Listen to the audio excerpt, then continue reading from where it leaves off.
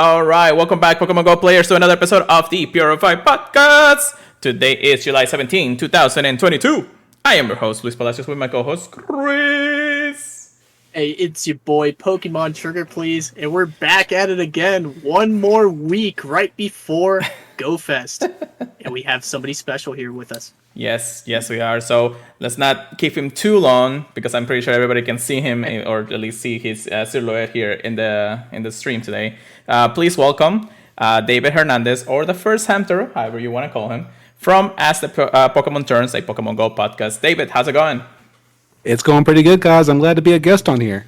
Thank you very much for actually coming on to the show. We have many guests coming around, but I like actually getting people who like to interact with me. That's for sure.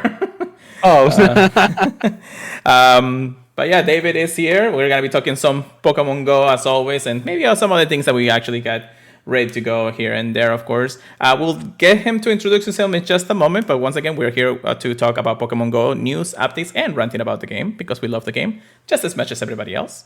A quick reminder: we are part of the Professor Network. Check out professornetwork.com/Purified podcasts.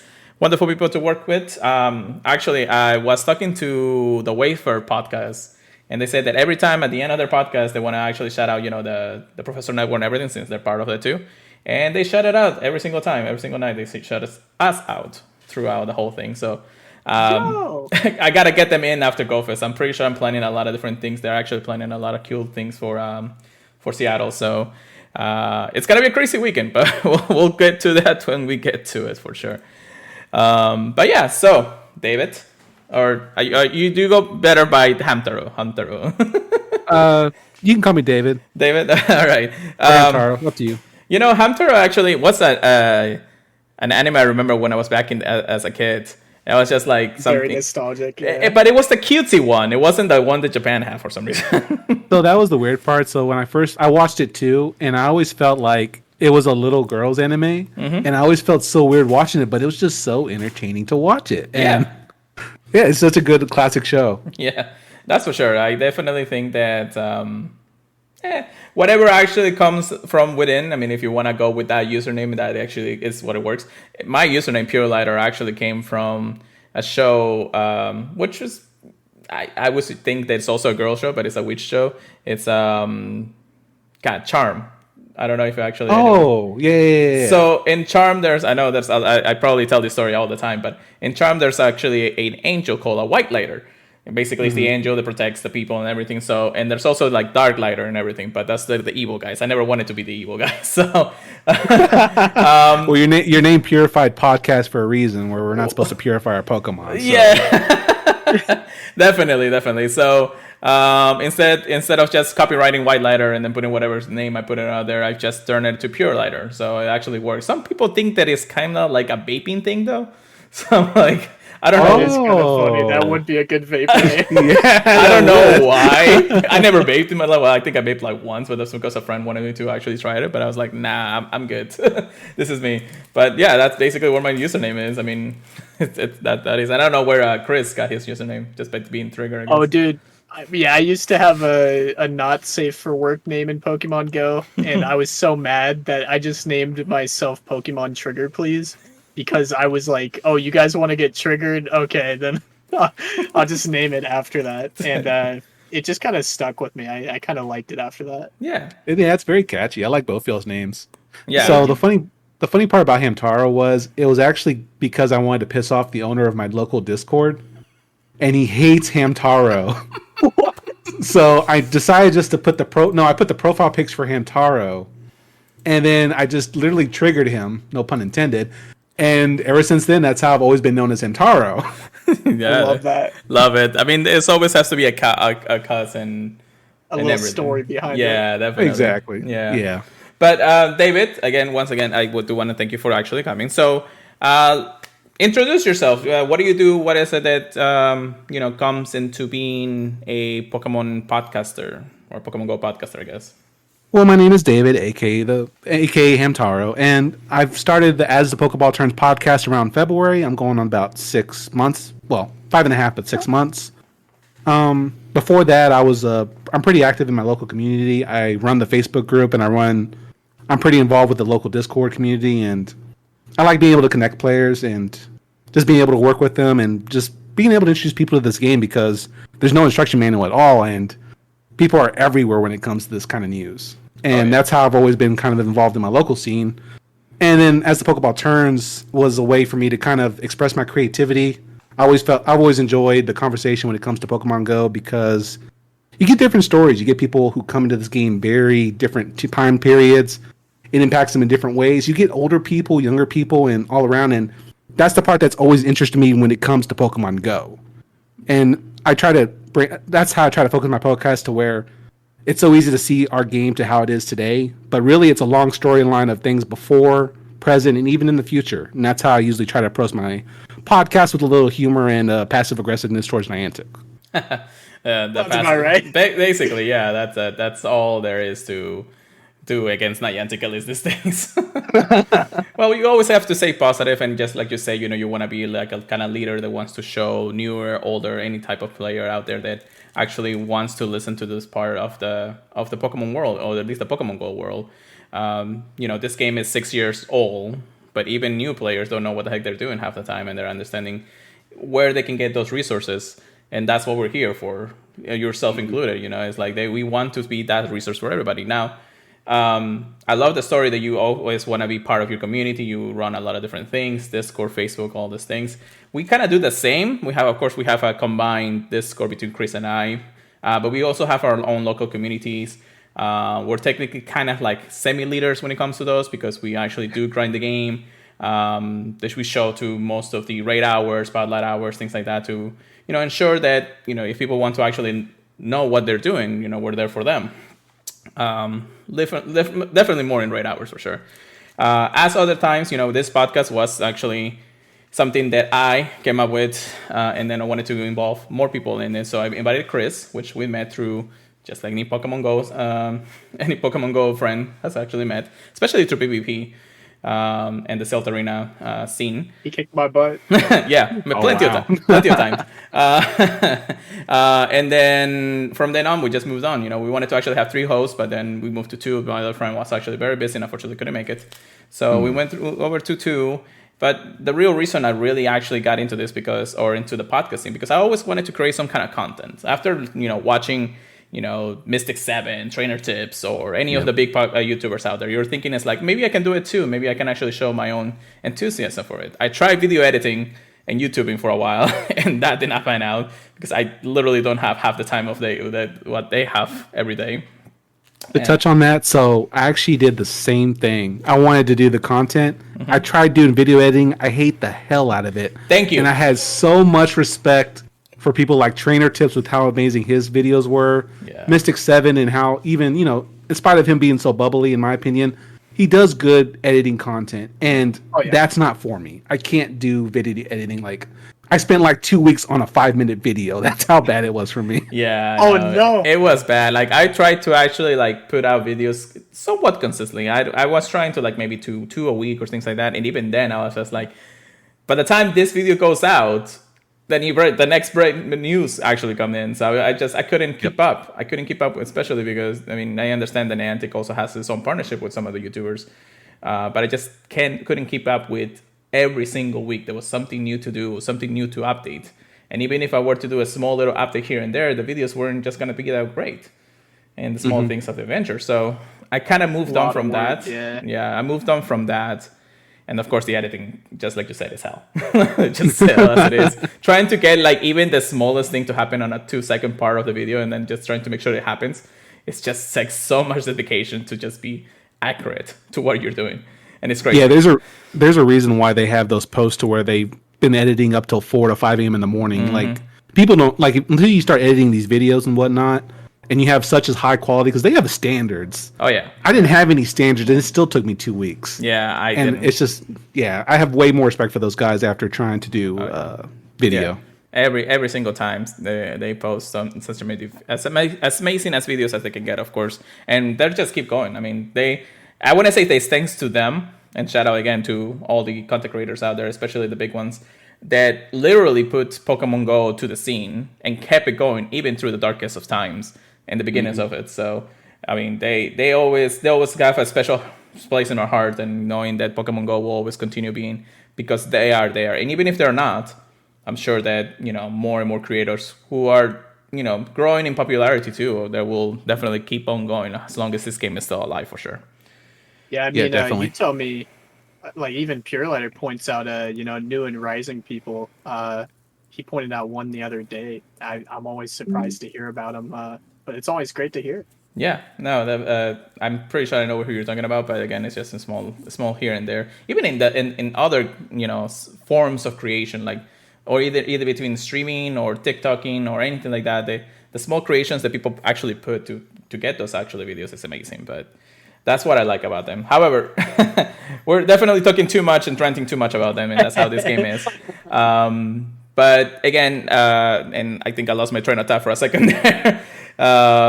When it comes to this podcast, I actually got to listen to the Lura podcast, which is basically our bosses from the Professor Network. And when I was in my darkest time, it's, switching jobs and a lot of different things, they helped me keep the Pokemon Go scene going for me. So I kept listening to them, especially when I could put my headphones on and just listen to every single one of their shows. And it just hit me. It's like, this seems like a good way to create content without having to do too much in one side and actually keep up with the news and things like that. So, boom, here you go. I agree, because before I even did the podcast, I actually listened to Lurd Up, I listened to you guys, I listened to Incense, which are just, they're hilarious. Oh yeah, and a couple others, just to kind of get a feel of what it would be like to run a podcast. Yeah.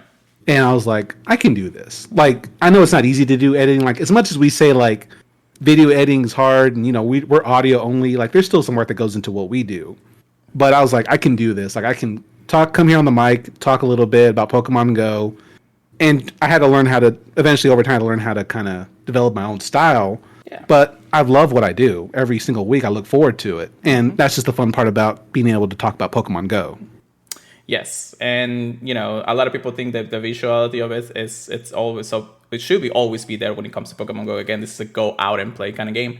However, even our experiences can be something that a lot of people cannot experience until they do it themselves, and then they works through that and actually helps out a lot, even in audio form, and it's just great. I love it. So.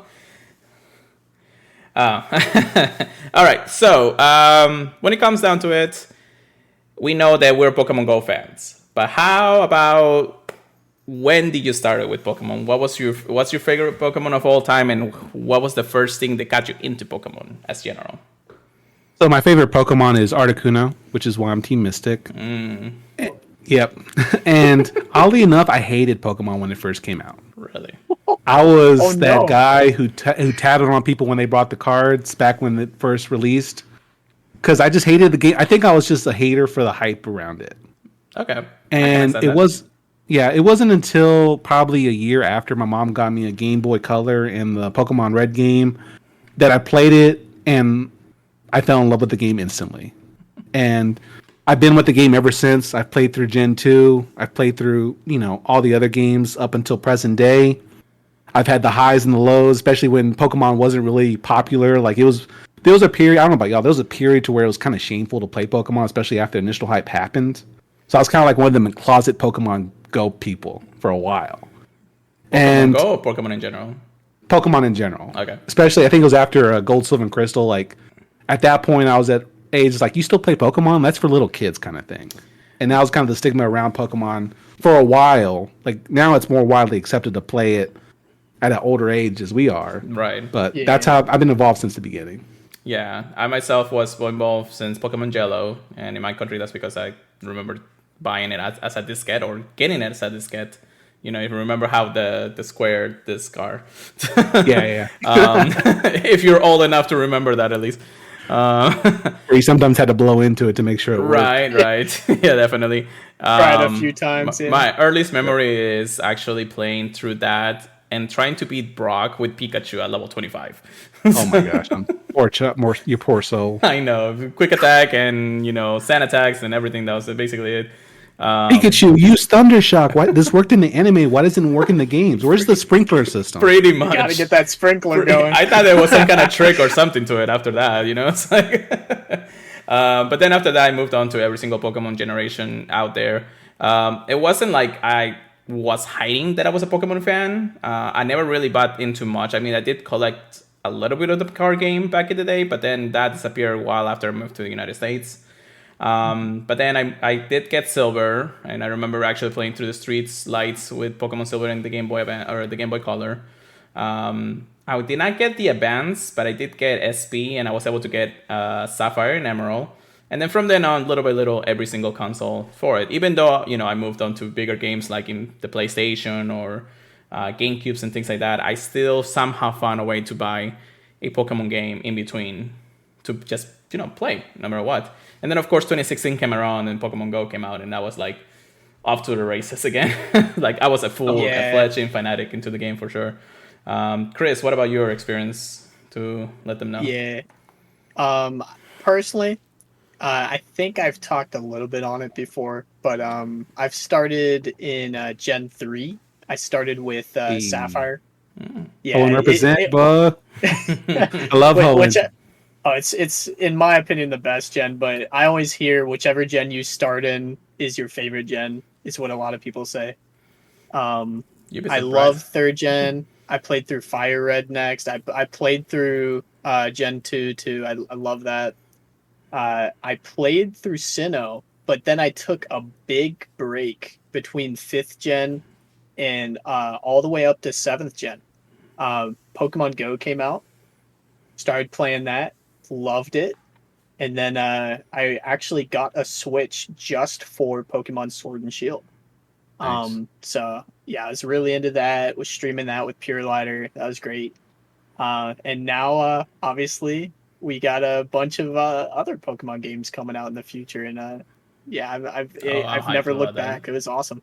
Definitely, I'm hyped about Scarlet and Violet for sure. Yeah, that's gonna be another interesting 3 years of Pokemon for sure. And one thing that after like the whole Sword and Shield era and how we've been able to interact more into the community and the internet and things like that, since then things have gotten way more interesting for the fact that knowing that another Pokemon game, how long it's going to take, how is it going to affect both Pokemon Go, TCG, all the other types of media out there.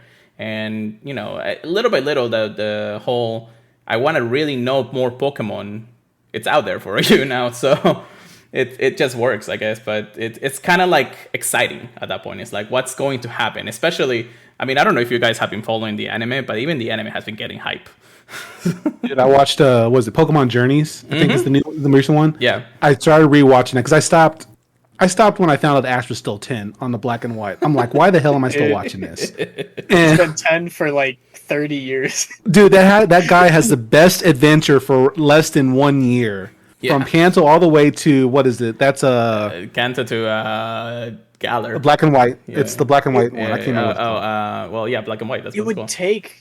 It would take more than a year to go through one region, pretty much. I feel like every region is like a month's worth of time, every region or something for him. Maybe. Yeah. I mean, but I forgot where my train of thought was going. But the life of a podcaster. But yeah, we were talking about journeys or how things. Oh, Pokemon Journey. That journey. Okay, outside of Go catching the legendaries and every single Pokemon with just one Pokeball, I'm okay with it for the most part. Not with Go. I hate Go. But I mean, just with Ash and just seeing how he's progressing to become the champion of all champions with the Elite Eight and everything going on right there. I love that. I hate Go but I don't know. That's another rant for another day. I don't know how far y'all want this podcast to go today. Oh, we can go for a while. I do like that. I do like that spicy take. Yeah. But I'll say this with Go. So I loved how Go was introduced. I get the whole adventure, it's supposed to represent Pokemon Go. I get that. But how can a guy who was barely introduced catch a legendary Suicune with one Pokeball? And Ash has been here for 20 years, and he's befriended Pokemon, don't get me wrong, and of course I know he has Mel Metal, but still, I feel like Ash probably should have caught the legendary, in my opinion. But I will say this: Ash has almost never cared about filling his Pokédex. Yeah. And then Go is the one that wants to just catch everything. Yeah. So Ash is like, let me beat up everybody. and then Well, Go is like, yo, I'll be it's basically catching everything. the contrast between what a PvP or in Pokemon Go is, like a GBL battler, and just a catcher or a grinder is, because Go is basically the grinder who wants to catch everything, while Ash wants to just be the very best with the being on top of things and everything. So I will say, I do want to see an episode where Go throws like 100 Ultra Balls at a legendary trying to catch it. Yes. Like if he had did that Yeah, for that'd be funny. Suicune, I would have been okay with it. Yeah. Like that would have been okay. But yeah, anyway. yeah, no, well. You also gotta understand anime logic. It never makes sense. I mean, a Pikachu can destroy Onix and a Metagross, which is it's like We saw a Master Ball get eaten by a Whiscash, so yeah, I get what you're saying. yeah, no. So, but that's the thing. I mean, just to finish up on at least on the whole journeys. I mean, if you guys haven't caught up to journeys, up to where the Japanese anime is right now, it's getting intense. Like it's really getting really intense, and not just for Ash, but for all the characters out there. So. Bear in mind, there's a lot going on, and that still needs to be released in the United States. And trust me to say that when that happens, that's also going to be really hyped when it comes out. So, yeah, I'm almost got. So it's actually on Netflix, Pokemon Journeys, and I think there's the second part to it. The only one that's not on Netflix is the part y'all are in, which I've been kind of splitting between the two. I'm caught up to almost the tournament, but I know the tournament's taking place. Yeah, the Master 8 tournament, and everybody's super hype about that, just because it's all the champions. And you'll see what I meant once it gets to it, because we're still like in the midst of it, and it's still taking a little bit to get to the end. Right. But that is going to end sometime before November starts, and we only have like maybe 3 months out of the whole year before that actually comes through, and then Scarlet Bat is just gonna be right around the corner right there. So. It's gonna be interesting, but for us as Pokemon Go players, it's definitely going to be a big switch coming up in the next year or so for that too. Maybe, no pun intended. No, yeah, no, right? or as it turns always around, pun intended. Yeah, always. Always pun intended. But yeah, so it makes sense. It makes sense when it comes to it. But again, everybody's here is just a big Pokemon fan, and Pokemon Go in general has just made our lives a lot more different than we thought it would 6 years ago. Definitely. Like, have you ever seen that TikTok where actually, and I don't know if you watch TikTok or not, David, but there's a TikTok that says a 24-year-old me about to have a normal life for the next 6 years. Then Pokemon Go comes out, it's like... Oh my god! I always say that if this Pokemon Go came out while I was in college, I would have flunked out, dude. Like I played this game way too much when it came out, bro. And even I still do play it too much, but not as much as it was. We can all still agree that 2016 was world peace, right? Yeah, I would agree. I will say I do think it helped me work out some. Yeah. Yeah. I want to say. I mean, it helped me stay up too late too. But isn't that the adventures that a lot of people say is like, oh yeah, you gotta go out, experience life at your 20s and everything like that. It's like, yeah, I'll catch Pokemon at 2 a.m. in the morning. I will say that I have spent early mornings and late nights playing Pokemon Go. Definitely. I mean, and definitely implement into our lives. Like, we can't really stop playing this game unless there's a major shift into how it's played, things like that. So no matter what you do, you're always going to play it until you actually feel like it's time to go. But it is what it is at that point. Well, that's the fun part about Pokemon Go, because like I think it gets kind of lost because it's been out for so long, but Pokemon Go was the realization of a dream we always had. Like, think about when you played the games, how you wish those Pokemon were real, how you wish you were the one going to see these cities and everything. And it finally happened, and that's kind of what brought everybody who was even just Gen 1ers, people from all different parts of Pokemon's journey from, Gen 1 to that present day. And that's the love of the game today still going on, because you got different people. You got people who never played Pokemon Go who thought they were too old to play it. And that's the fun. That's what I always enjoy about Pokemon Go compared to even the main series now. Because I love the main series, don't get me wrong, but there's something special about Pokemon Go to how it brought different people from different walks of life. People who didn't even play Pokemon come to Pokemon Go. Yeah. And for me, I always enjoy that part. Oh yeah, that's again, it's world peace when it came out, because literally everybody and your mother was playing it. So yeah, there's literally people that only play Pokemon Go, like, or have ever heard Pokemon Go or Pokemon by Pokemon playing Pokemon Go at that point. So it's really just a magical thing. And I love that Niantic's core values, at least, with so many things that we can talk about Niantic for sure. The core values is like, get out, go out, play, meet people, interact, and things like that. And, having that hobby, ish.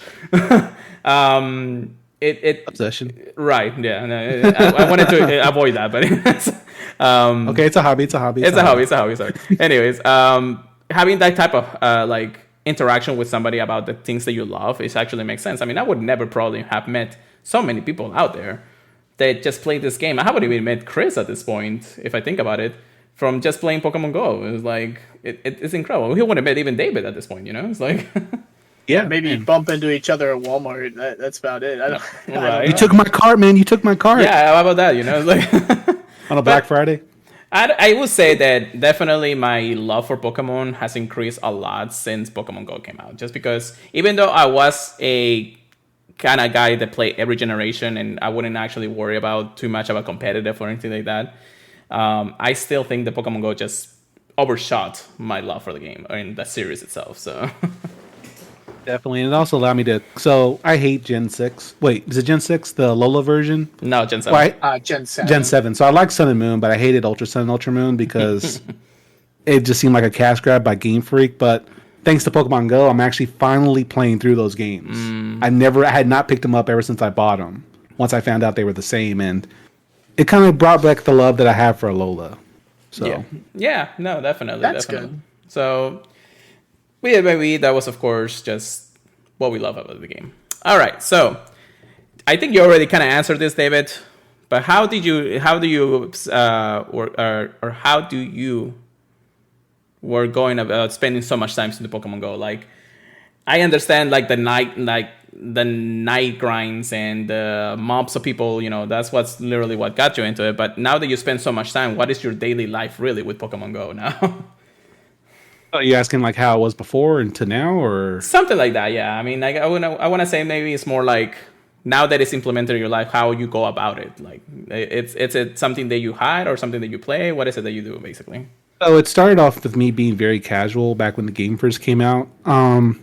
And by casual, I mean like I would just play regularly on the way to work, on the way from work to home, and that was about it. Like I would, of course, go to the hotspots back when the game was first, very, popping. Right. And then, the first ScoFest happened, and that's when legendary raids were introduced. And I found this raid leader, and he was he run raid trains. He would go from 9 a.m. to all the way till the last raid of the day. So we're talking 8 hours of raids, 5 days a week. Waffle raids. Yeah. And it was just so addictive. Like I was literally just running going with the raids, and it was just a lot of fun. And he was an old guy. He never played Pokemon before. He was just one of those people who came in because of Pokemon Go. Right. And, throughout the entire time since I've played, I've done raids, I've done gold gyms, I've done catching, and, that's just been my lifestyle. So, now, like I said, go ahead. No, and so let me ask you this follow-up question when it comes down to it. How did you know that you became, how did you turn into a casual, into a hard grinder of this game? Like, when did you find out that you actually were not a casual anymore? When I found out that I was my first inkling was when I was level 15 and everybody was level 6 and 7. Yeah, that was a huge difference. This is before the whole XP bonuses and everything. Yeah. I didn't really become hardcore until I got involved with the raid group, because it was just something about being around somebody who has pure joy for Pokemon, who plays this game for fun, that it encourages you to play as well.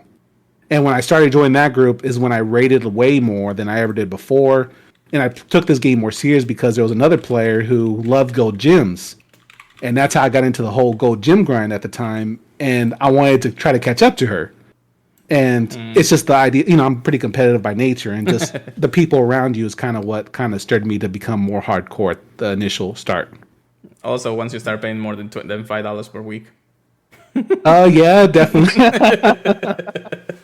That's basically what I felt like it was time for me to actually know that if I'm going to grind this game, I'm going to actually do it right, basically.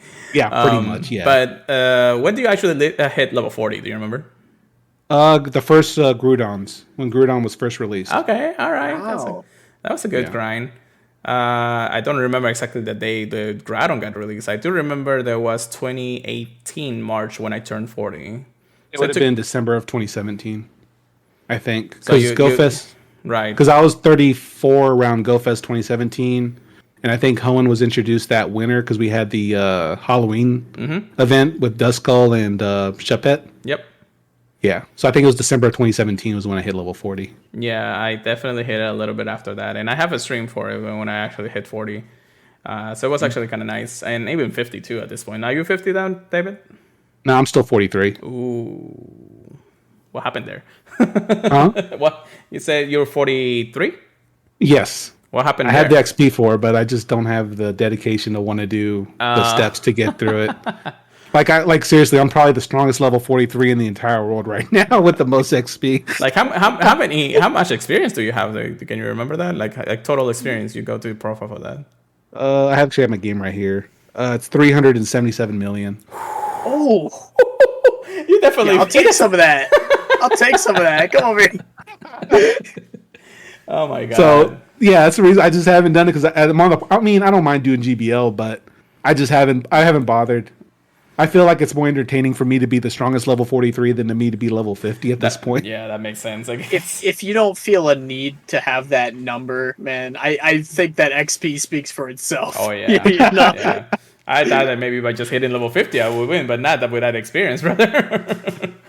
Oh, definitely. I have enough XP for level 50. I just haven't made the effort to do the steps to get there. And are you just even like holding on some of the GBL matches, or just one of those things in the end? Well, I'm going to eventually be stopped at the purification step, which I think is 45. Oh, dude, it took me forever for that one. Yeah, because I mean, my primary goal right now is to power up my hundos. I want to get a full maxed out hundo collection. So I'm not going to do Team Rocket until I get that done. So I figured, what's the point of me trying to go up a level if I'm just going to be gate locked at 45 or whatever it is anyway? Yeah, Yeah. there's definitely a lot of different things that, and this is actually something new too. I mean, I would never expect. I would expect like anybody who just has that much experience and ready to go to the max levels, that just grinds it out and gets to level 50 at this point. You're the very first person that I know that wants to stay at the level just because you don't want to actually get to that point at this point. Yeah, I mean, I know I could get to it. Like, I don't mind GBL, but I just have no desire at the moment. I'll eventually get there. Yeah, definitely. Okay. And I'm pretty sure there is one gate wait time on one of the levels, which is just walk the 25 kilometers per week and all that. So aside from that, basically everything else can be done with time restriction, without a time restriction and all that. So I mean, it makes sense. Well, that one isn't there one that you have to spin a stop consecutively? Or am I thinking of the special research? I think that's the special research. That's the Master War research. Oh, okay. Never mind. Which So much research. I know, right? No, what I'm talking about is your adventure sync has to at least hit 25 kilometers per week, every week. Oh, yeah. And I get that that's- with my dog. Well, yeah, there you go. So, I mean, that's not a problem. Fantastic. But it's Yeah, I it's try to hit 25. it's an 8-week grind, basically. So, Oh, damn. in the end of the day, so that will take you on its time when it gets there, basically. But hey, I mean, even your experience just speaks for itself. There's definitely a lot out there, and you grind and grind. I mean, I'm pretty sure you can power up any level 50s at this point if you wanted to, because I'm pretty sure you do as many races as we do at this point, or even more at this point. Yeah, I probably do more than I do, actually. Yeah. Well, I do enough. So humble. Yeah, definitely. We'll break together for Dialga, though. Oh God. Yeah. No. Oh, my God. So I feel like we're gypped on Dialga as GoFest attendees. Don't you think so? Yeah, Dialga actually comes the weekend of, right? Yeah, we get Cresselia and Darkrai instead. I mean, I like Darkrai, but Yeah. Dialga, Well, I have enough to power out 2. I just need the Hundo.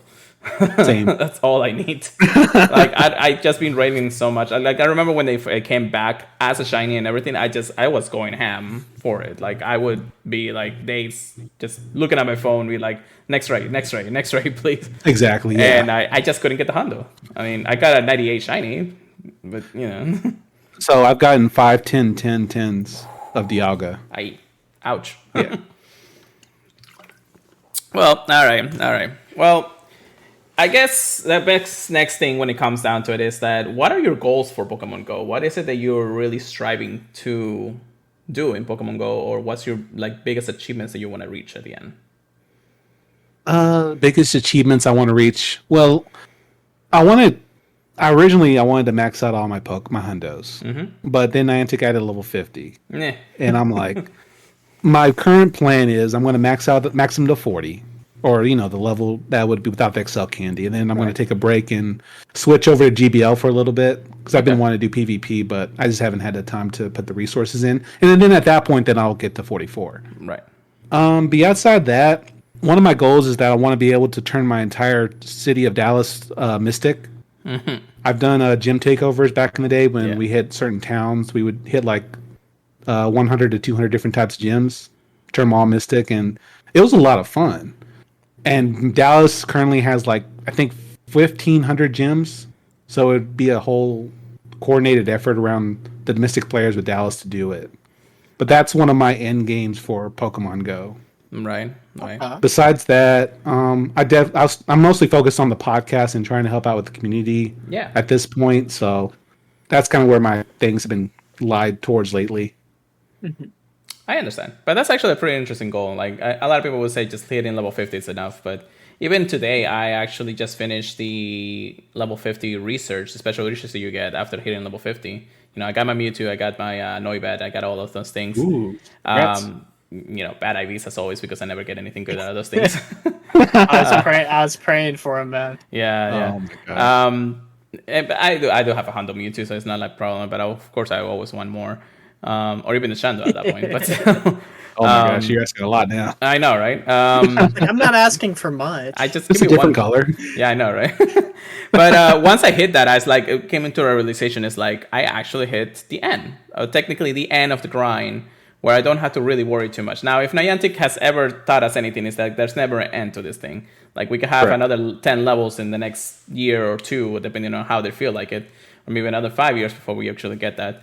But we know that Pokemon is going to be released in waves, so we're never going to be as short on some events and things like that. And just how this live part of the game is, they have to keep the game fresh. And even now, even at the vanilla spawns before GoFest, we just had Community Day, which we'll talk about in the next few.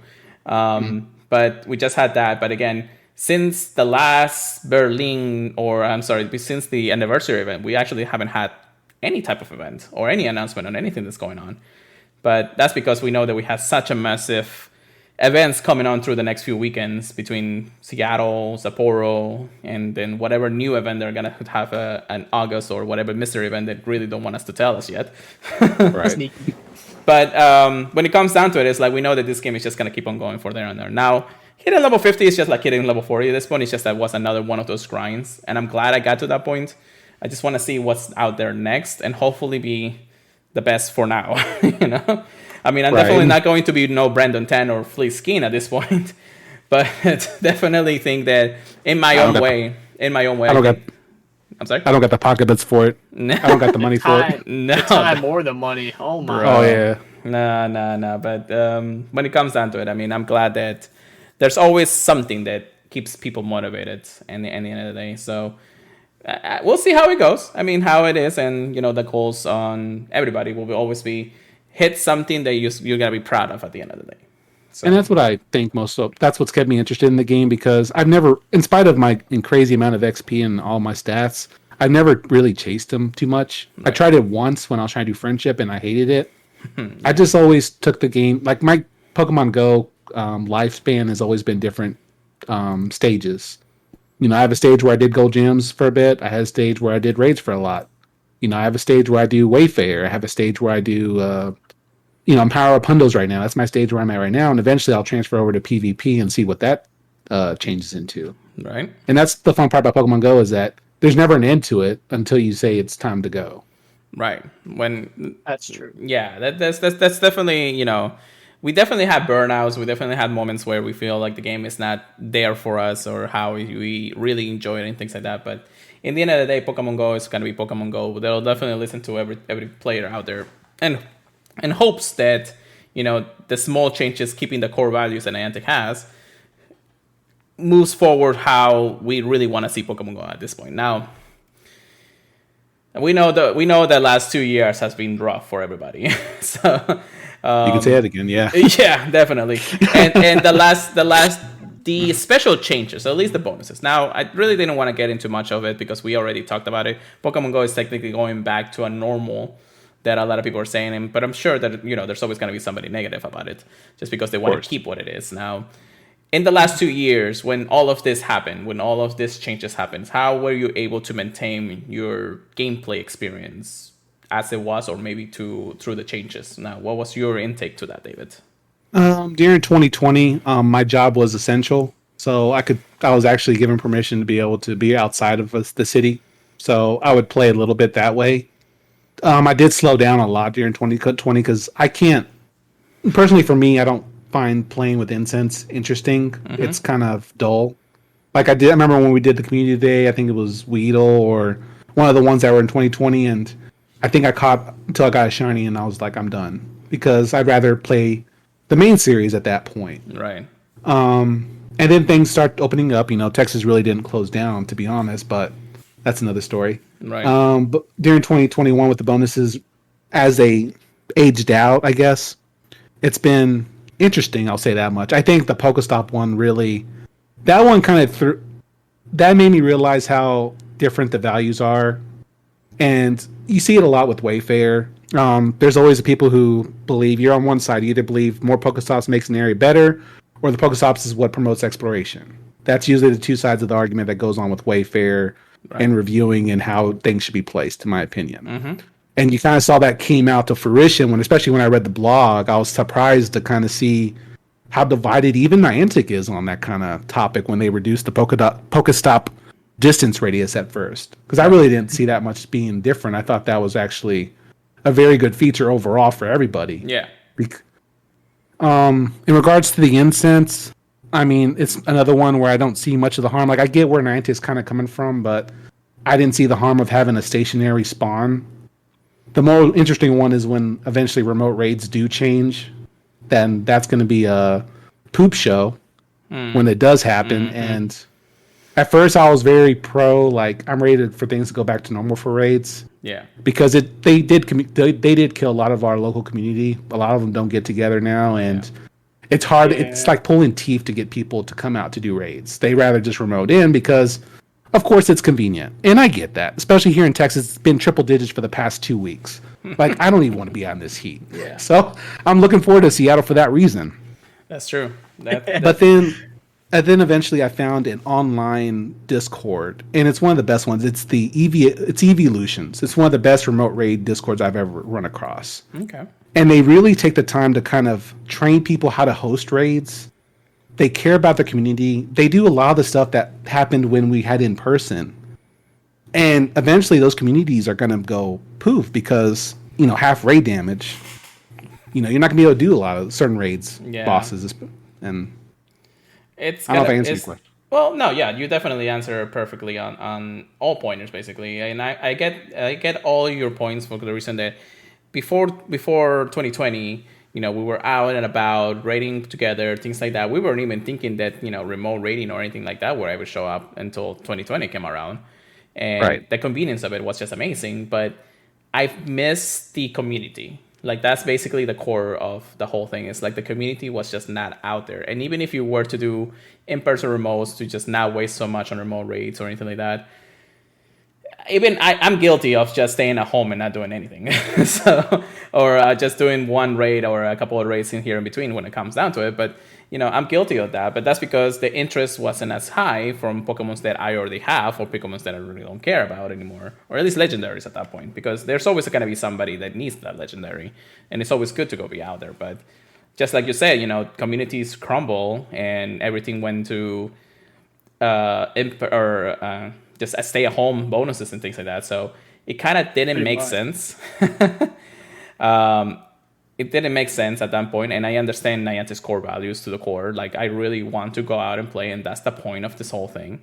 So I just hope that there will be a middle ground for everybody where it makes sense to actually go out and experience that while still be able to conveniently do something when you cannot go out and play at that point.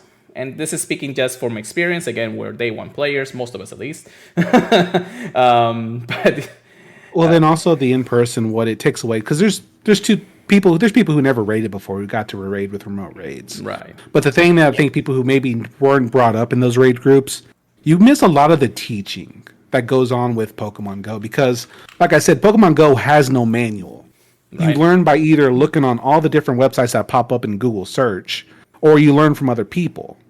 And the problem with remote raids is that people don't really learn why they can't beat a Deoxys with 6 people. Right. They don't learn why they're having problems with the tier 6 Mega Latios and Latiases.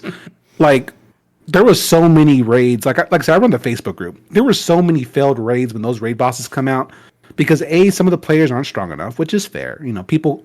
There's like I've always said, people who play this game consistently, we're the minority. I've always believed that. I always thought that this is more of a casual game. The more commonplace is people who come in and out of this game constantly. And what that happens is they don't have the Pokemon that are necessary to beat some of these raids, or they're not as strong. Like they're still striving to get to level 40.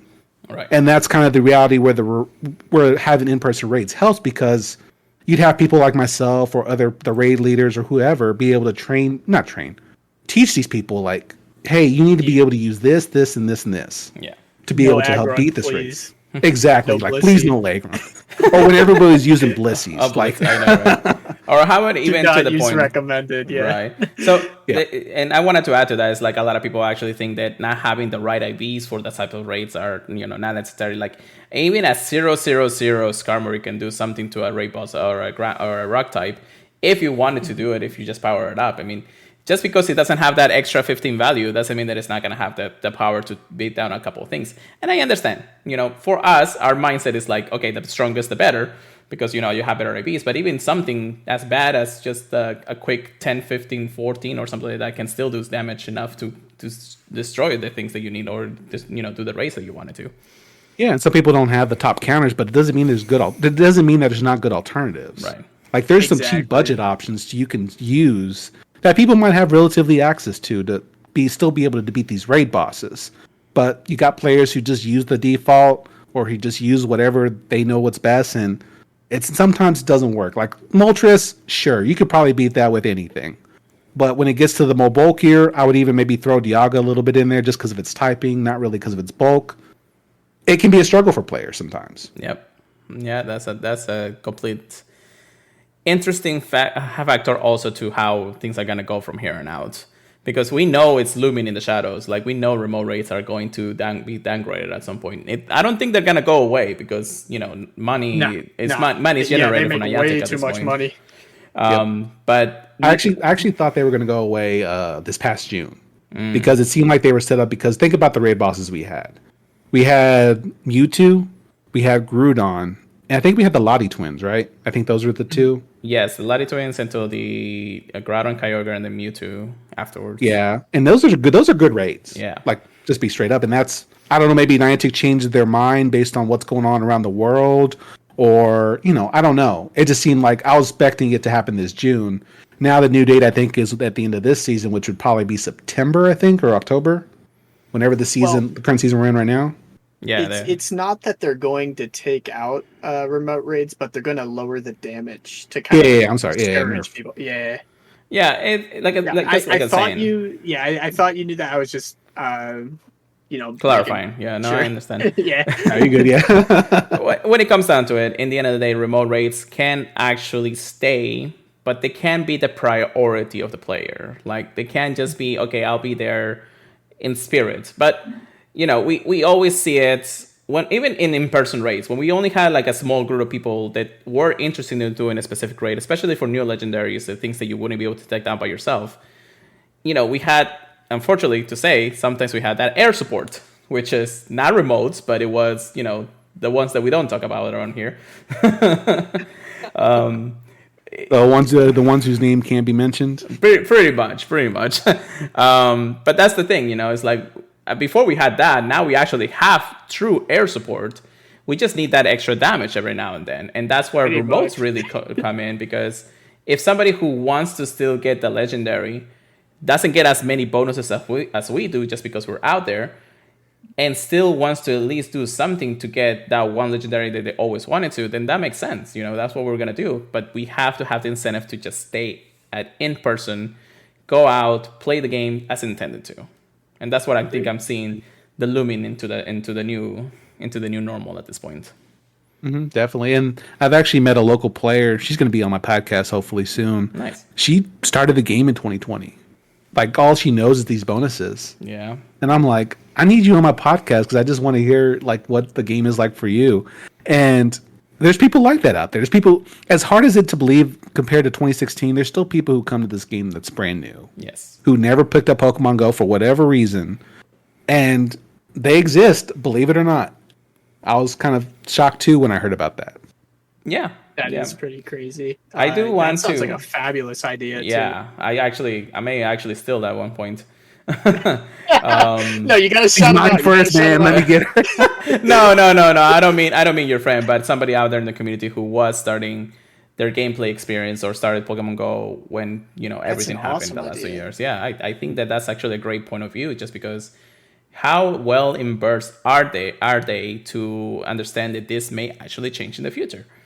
That's basically how I see it. It's like, what are you going to do, basically? So it makes sense. And David, fantastic idea. Good luck on your own when it comes down to that.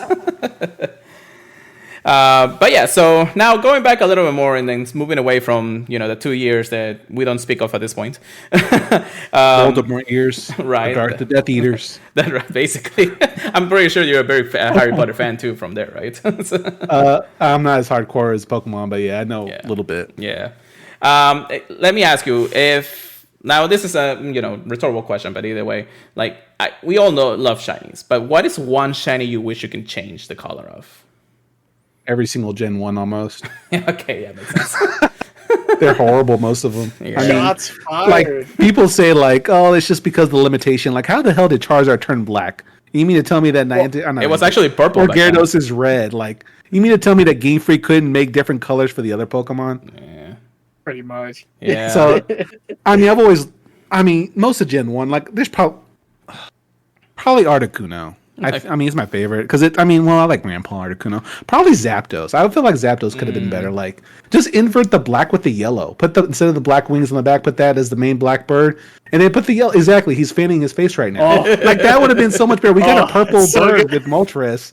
We got Grandpa Articuno. Like, why couldn't we just invert the colors? Like, is that really that difficult? Even back in the year of 2000, like, yeah. Zapdos would be the best one, hands down, like that. Yeah, that's definitely. I've always liked the idea of maybe Game Freak releasing alternate set of shinies for all the Pokemon.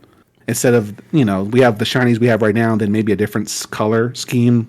Make it rarer at that point too, harder to hunt. Yeah, that's always been my wish list. I don't know if they'll ever do it, but I always thought that'd be kind of a cool idea. Right.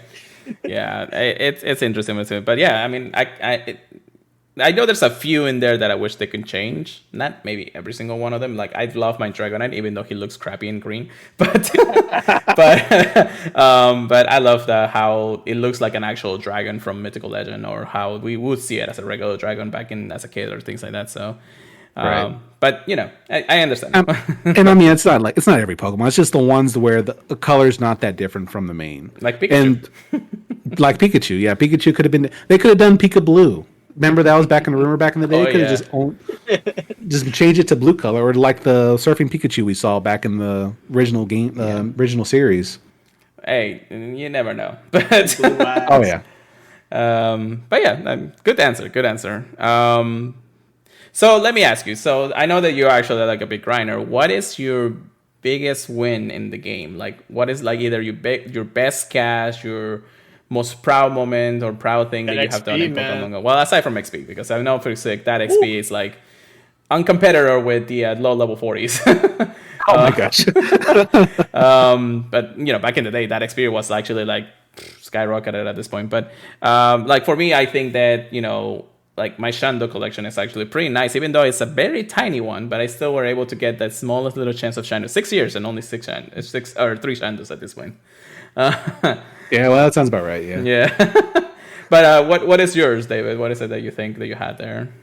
My best collection would probably be my Shundo Kyogre. I have a Shundo. Nice. I don't have to ever raid Kyogre again, thankfully. Mm-hmm. Primal. Yeah. I mean, it depends on how they do that, but yeah. Yeah. Yeah, no, that's gonna be an awesome Primal shiny. I love that black color to it. So I mean, it depends on. But yes.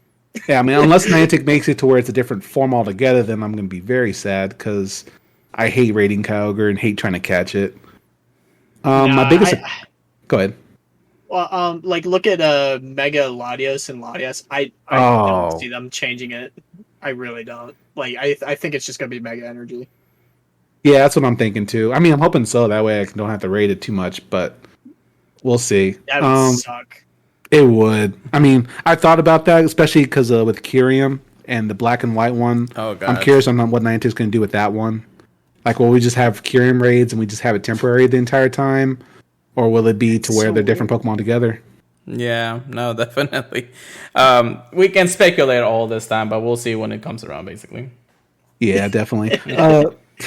My biggest accomplishment would be when I turned the entire city blue. Like, I was able to coordinate some mystics to where we turned a local city named Richardson. Okay. It was about 120, 130 gyms.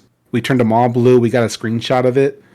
And it was just a lot of fun. Like, I know gyms don't matter much anymore, but just being able... Like, it's something that it brings people together, and we all hit the gyms, turned them blue. We had the final showdown at UTD, and it was the same day of Dratini Community Day. That same night. And we had to deal with a whole bunch of glitches at the very end. It was the last gym in the entire city, and we were dealing with glitches just to get it blue. So what it should have been only been like maybe 5 to 10 minutes turned into like 30 to 40. Oh, Lord. While trying to defend the ones that were already blue as well. Yeah. But that's definitely by far my favorite thing. My biggest accomplishment in Pokemon Go. That is awesome. Yeah, that is pretty good. Even though I'm Valor, I give you many claps. Oh, thank you. I'll take it. I mean, I don't mind. But yeah, that's actually pretty good. So now, let me ask you this: what aspect of the game, or at least pick one? It doesn't have to be anything or everything all at once, because I know that the game can be broken in some points. No, not really. You can't be serious. Not Niantic's games. Right? But one aspect Whack-a-mole. of the game that you can fix, improve, and what would it be, basically? That I could fix and improve? Mm-hmm.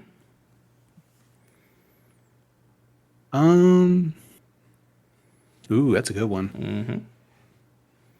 I don't know. I would like a raid button. Does that count? I think that's Like a general already? one for sure. Yeah. Okay. I like that. Yeah. I mean, I think that's the... I mean, I've always... So, if we're talking about that, I would like to have more Pokeballs added to the game. As weird as that sounds. There's like 16 different ones that they could add. Like, I don't know why they haven't to even now. Because, I mean, unless the catch mechanic would be too complicated to put into the game... I would think they could... I mean, we're getting Beast Balls, of course, but I've always felt like they could add it just for aesthetic reasons.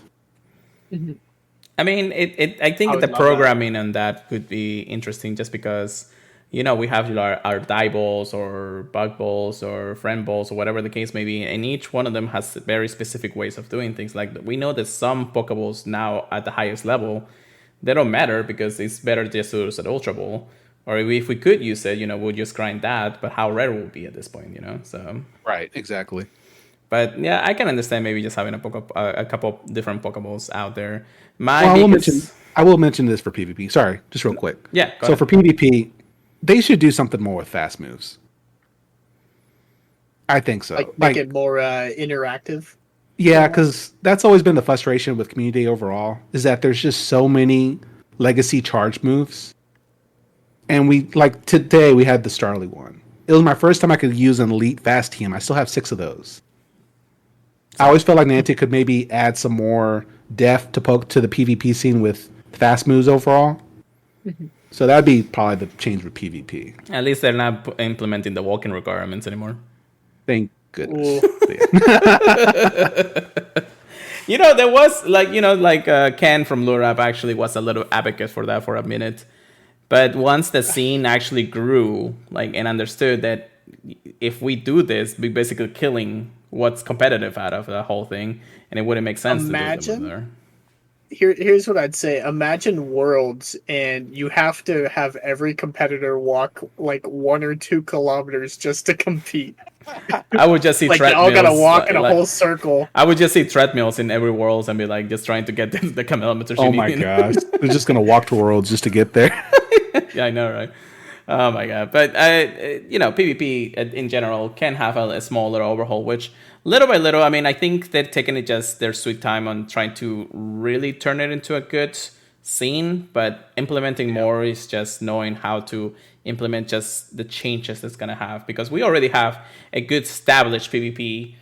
Oh yeah. Somewhat of, I want to say, at least a good established PvP scene when it comes down to it, and how it actually grows from there, and how people know between the turns, the fast move, what is to switch, how many turns, things like that. We all know that, but at the end of the day, I feel like it just needs to know how to really implement it to not change what we already have. Like even in this season, and I think a lot of people are actually saying there was not that many changes happening to the Pokemon Go or season 11 of GBL, because Worlds was just around. It's just around the corner, and they don't want to change that. They want to keep what we know instead of like switching it up right at the end and giving us something new or something like that, and keeping the meta that it is. Maybe after Worlds, we'll actually feel a little more inclined to change that PvP scene, but we'll see.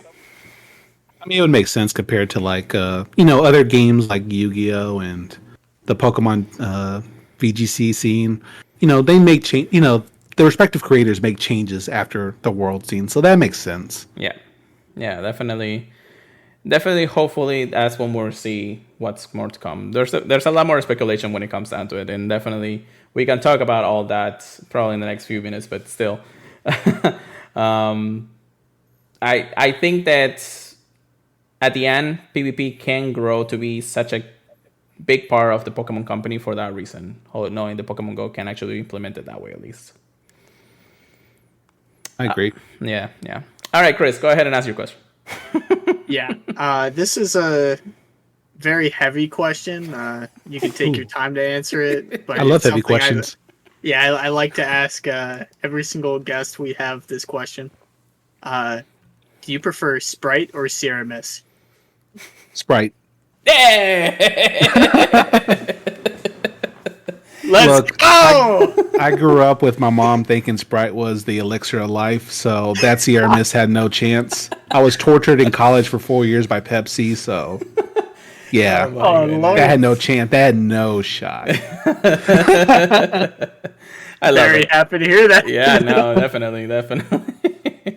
But yeah, it's Ain't even close. yeah, definitely. Well, David, Go ahead. No, go ahead. Almost. No, I'll say my trauma of Pepsi and my love for Sprite growing up. It just All right. Well, with that being said, we'll definitely continue on. Get to know you a little bit better and more. If you have anything that you want to add, now we're going to be moving into the real podcast, or at least the more news heavy part of the podcast. Now, everybody who has, at least anybody who actually has been listening at this point, I know we're actually going a little more than usual, but we do have a little bit more time for the reason that we skipped a week. Our lives have been getting a little more hectic, and we wanted to make sure that we can get a good podcast going for you all. So thank you, David, so much for your inputs on everything that we have asked you. If you have anything else that you want to add, go ahead and add. Doesn't matter. But now we're gonna go ahead and go through our recaps of what we had at least in the last 2 weeks, or at least a week and a half since the last podcast. At first, what is your hauls for this last week and a half? And Chris and I will usually just go ahead and go over our Hundo, Shinies, PvPs, whatever else that you actually caught, and anything good that you have caught at this point. So, Chris, you want to take us away for the first time? Sure. It all started with a Hundo Purified Charizard. Ooh. Still hunting that shadow for a good one, but Arlo be hiding. Right. Traded for a shiny Kyogre with actually Pure Letter, because we actually got lucky, friends. Yeah. I think he got a better one. I'm not sure. I'll show you. But it's like PvP IVs, pretty much. If that gives you any speculation of what the IVs look like. Okay. We did manage to hunt down 2 Hundo Starlies today. So that was awesome. Yeah. I already had 2, so I got the family. I don't really care that much about having the family, but we did talk about how Staravia as a hundo does go under 1500, so do with that what you will. I Staravia don't meta think its win. moveset's that good. Right? Yeah. I don't know. I'll look at it. 2, 4, 6, 8, 10, 12, 14, 15 shiny Starlies. A little bit more than the 3 I've been getting on calm days. It's probably the last calm day I'll be able to play due to my new work hours. Other than, getting stuck at work and just using the Go Plus. And I did trade for a shiny Meltan today. It was 15, 13, 13. Oof. So, not bad, but definitely not what I want for Master League. No, yeah. But I will say thank you very much, Mayor, for that one. I do appreciate it. What do you have for me, Pure Lighter? Well, my shiny has definitely increased before Community Day. Since the last time we talked, I know that I talked about my Mandibus, or at least my Lullaby that I actually got as a shiny from the eggs, of course, because it's the only thing you can get them. I got another one after that, so I got the family shiny. I did get a Zapdos after, I think it was like the first or second raid Zapdos that I did, but either way I got the shiny. I was actually happy about that. I did trade for that Kyogre, which was 15, 13, 13. So not bad, but I'm still Yours looking was for better. for the Shando. I got another Chansey from research. I traded for a Rayquaza. Finally got my shiny Seviper. Took me forever to get to this one. In level 1? Level 1, yeah. Level 1. Dang, that's sick, dude. Yeah. I'm pretty sure somebody's gonna try to get me doing when I go to Hofus and all that. Because I know there's somebody out there that wants the level 1 shinies. Especially regional. Yeah, another shiny young goose, and then I got 2, 4, 6, 8, 10, 12, 14, 16 shiny Starlies, and then a shiny or lucky shiny Mewtwo from a trade that I had lucky friends with another friend of mine who is also going to Seattle. So, so pretty nice, good haul there. I'm happy about some of them because I just getting the Viper was actually amazing. And then as for Hondos, before Community Day, I didn't get any more, but so I did get the same Staravia and Staraptor from Community Day at that point. So Community Day was amazing. Not really. Actually, luckily, at least for us, the weather wasn't as bad. It was still hot, but it was nice and cloudy for weather boosted Starlies out there. Yeah, so. the whole time. The whole 3 too. hours, yeah. That's good. Wow. Yeah. So we had a good Community Day first time, and probably the last one we'll, be able to hang out for a while until you actually have another good day on about it. But David, what did you get this last week? This last week, I got a shiny God, which is kind of good. Oh. AKA Bidoof. Bidoof, yep. Yep. That's the only one out there, anyways. Yep. It's only like one. Arceus? What? That makes a lot more sense to me. Yeah, that's why I said AKA Bidoof. I'm like, I don't think people might not understand what I'm talking about. So, Oh, I completely understand now. Yeah. yeah. And then besides that, I got a shiny Alolan Grimer. Ooh, decent. Yeah. Yep. And then the Starlies from the day, I got 13 shinies. Okay, no. I think that's gonna be like unless you really go hard, that's usually like the range 13 to 20 or 15 to 20. Anything basically. over 3, I'm happy. Yeah, basically. Yeah. Dude, I feel like it's, 13's too much with GoFest around the corner, man. I'm going to have to delete some of these. Oh god, I'm pretty sure your storage is crying the same as Chris, probably. Oh, probably. Yeah, I got to clean it out. If you can man. believe, Chris literally keeps everything, even the crappy IV ones, just because he thinks The that zero anything- IVs, like- PvP. shadows, everything, So You never know. It could be meta relevant. You never know. basically, yeah. Enabling me. Every now and then I care about them, trust me. But yeah, so I mean, Community Day was fine. How was your Community Day, David? I did it. It wasn't too bad. It wasn't as hot. Thankfully, it got hot later. So I drove for the most part. I can't walk in this weather too much. And then after that, we met up with some friends. We met up at a restaurant and had a little bit of a get together. And then yeah. That's good. Yeah, that's basically how Community Days should go. Just meet up with friends and then just hang out afterwards. Did you do any Staravia race afterwards though? Plead the fifth. We only did one. Do We not only worry. did one. Yeah. We did Oh, not. that's We're one not more going than to I judge did. you. That's one more than I did. Yeah, no, definitely. I mean, it was If you starting to don't like rain it, and you everything. don't like it, and we I- we were like, might as well. Yeah, we were right there, and luckily, I think they actually learned from the last month's community day, where the egg technically spawned minutes after community day technically ended. There we now, go. Yeah. Now they actually were spawning 30 minutes before it actually ended, which was nice because now we know where all of those were and things like that. But again, we're talking about Staravia, Starly. You know, it's not something that you really want to stay more than the initial 3 hours at that point. So, And that was After that was my biggest 13. criticism from last month with the Dino was just like we didn't know what the eggs were and they didn't spawn till afterwards. And at that, I mean, we still did it obviously, but I'm glad that they made that change to where they put the eggs before the end of community day. yeah, it was actually a good Yeah. addition in the end of the day, and hopefully once more Repelem, Pokemon's actually become community day generators at this point. Hopefully the good ones will actually stay for longer for those kind of things. Just because even if we know that you're gonna get a lot of shinies from the for initial 3 hours, hopefully that will incentivize them actually wanting to do more for that reason. But the last peep on those rates is like, please just make a shiny available. I will say, agreed, and I will say though they have a sick tier 4, man. Like that's such a beautiful blue. Was it a blue or purple color? It's a like bluish, that's such yeah. a beautiful egg. It's like a bluish Yeah, I did sky like it. color, yeah. Yeah, I thought it was a glitch at first. Not gonna lie. He was like, "What the heck is this?" It's like, "Did you listen to the podcast or what?" Like, he's like, yo, the new 4-star. I'm like, oh, is that what that was?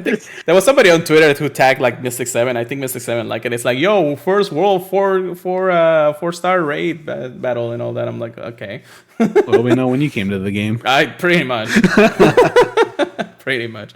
But yeah, so community was nice, and then I know that the anniversary event was a little over a week at this point since it ended. How was that for you, David? It was painful. And your Pokemon The count? cat, huh? Are your Pokeball count? Yes, the catch rates for all those Pokemon are just horrendous. That was my biggest criticism going in, and when I tried to play it, it was just my biggest criticism coming out of it. I think eventually it got so bad that I just took a couple days off because it was just no point. Like I like the idea behind it, but just those catch rates are just awful. Yeah, no, definitely. Yeah. But aside from that, the grind for the Charizard and the new Rockets. I've been through the weekend of the whole frustration taken away and all that. Just having the starters of Shiny Shadows is actually something that I think at first I was like, it's something that we have seen, but just because we already have those kind of shinies and everything, but just having it as shadows actually makes sense. Yeah, Definitely. I'd be lying if I said like this isn't like this is probably the most stacked leaders we've had for a while or ever, I guess. Yeah, and I hope that they implement that for the next few. I know that we're just starting in the Generation 3 Shadow Legendaries for Giovanni. So if you guys haven't actually got your Super Rocket Radar, Latios is the legendary you're going to get if you actually battle him. But we have, and we discussed this on the last podcast, is like we are going to have the 3 legendary trios, Kyogre, Groudon, and Rayquaza, which they're going to be insane if they actually put it as Shadow. But you also have to think of the 3 Reggies. Oh boy! And those probably are going to come first before we see anything else. Oh, you know they will. Although at this point, Registeel is going to be the max out one that everybody's going to go out for, I guess. So I guess what's the question is like, where's the red eyes going to go on the Reggies? Like, is it going to be the little circle things on the body? It's gotta be, right? It's got to be, yeah. I've always thought of those as their eyes. Yeah. I guess so. I mean, that's They're gonna the- look funky. I Scary. I do. Terrifying. I hope that they Yeah. implement some interesting stuff when it comes down to it, of course. But we'll see.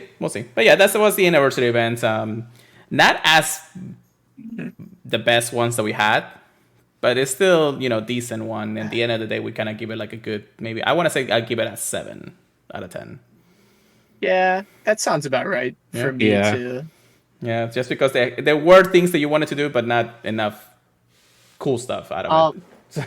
Yeah, I at first I didn't think they gave enough love to the Squirtle and Bulbasaur line, but I will say, yeah, the Shadow shinies being implemented for those ones too were definitely nice. Yeah. They definitely gave a lot more love to Charizard, but I will say those were definitely very welcome.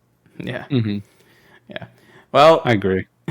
with that being said, now let's go and get into the news of this week. However, just like we have mentioned throughout today's interview, is that we actually don't have a lot going on. They haven't announced anything going on. Now, we do know that Seattle will be next weekend. Well, at least most of us will be ready to actually go. And it's getting closer and closer. It's inching closer and closer, and we're just hoping to. I'm ready to get out of the state. I can tell you that much. Amen. I want to go somewhere fun for a while and just stay there for a good chunk. Hopefully, I hope that everything works out well. I mean, some things are going on the fly, and if you have a place to stay for the last Sunday to Monday, I would greatly appreciate it. But that's because of a lot of different things. But it doesn't matter. We'll figure out when we figure out. However, though, for today's research of the week, we do have the brand new depth diaries that they put out. And it's interesting because they're talking about Campfire, which is the brand new social interaction of Pokemon Go and all of the Niantic games out there. Now, we could go over the entire diary if we wanted to, but if I do that, this podcast is going to be another 3 hours long. Yay, story time. I'll get my popcorn. Right, basically. However, hope you got your charger plugged in. Yeah. Now, Campfire has actually been out for a little over or close to 2 weeks at this point. But it's only been out for beta testing. I believe only to the players who actually are going to GoFest events are the ones actually being implemented first, just because they want to actually see how well the reception on that is going and things like that. So I think if you don't have a GoFest ticket or you haven't bought one, you're probably not there yet. But they have moved into the beta testing of this, and it's actually good. Now, if we all remember, the raid groups, we always try to get some kind of raid map going to make sure that we know where we're going. This is basically that. Finally, 6 years later, 5 years later. Yeah. Basically. Campfire is basically a way to interact with people. You can actually interact with a lot of people in Campfire. You can actually message them, the ones that are on your friend list. You can create communities. The communities are similar to Discord. And I would open up for you, but there's actually a little downside to it right now. And I think that's the feedback that a lot of people are actually looking into. Yep. Really? The Campfire actually points out the street and place that where you're at or where you want to be located at. So yeah. That's a big factor to a lot of people. Big privacy issue, yeah. So I think that was the issue with the gifts when they first came out. They used to reveal the location as well. Correct. Yeah. So, I think that's actually one of the things that I hope to see change soon. If Campfire is just going to eliminate the street names and things like that, so that way people can track you easily. But there's also a couple of things that they also implemented. Now, for the raid thing, you can actually go anywhere in the world in Campfire and actually see the raids that are happening around the world. So you can actually go, I want to say, I'll go to Chicago or Seattle right now in the app, and then I can see what raids are still popping around since there's still some time, in the West Coast. Or I can go to Japan and see how many actually are starting to pop now since it's starting to be morning over there. So it's actually pretty nice. Now, the notification is that you can actually light a torch or some kind of signal that shows where you want to raid, and your friends can see that, even your global friends. So something that maybe will be another change is that, of course, only the ones that are in its proximity can see it. But if you actually put out the flare, you can actually show everybody who's using the app that says, okay, I want to do this raid. I'm going to put that timer at 15 minutes, whoever wants to. And it shows you the time that it starts and the time that it ends. So it's basically a raid map for us. Nice. And I've been playing around for a little bit. There are, people like the Lure Up and the Alpha Squad that actually have created their own communities and things like that. but it's still a little bit early stages. I hope to see a little bit more changes and hopefully better privacy issue changes once the app is fully active for everybody out there.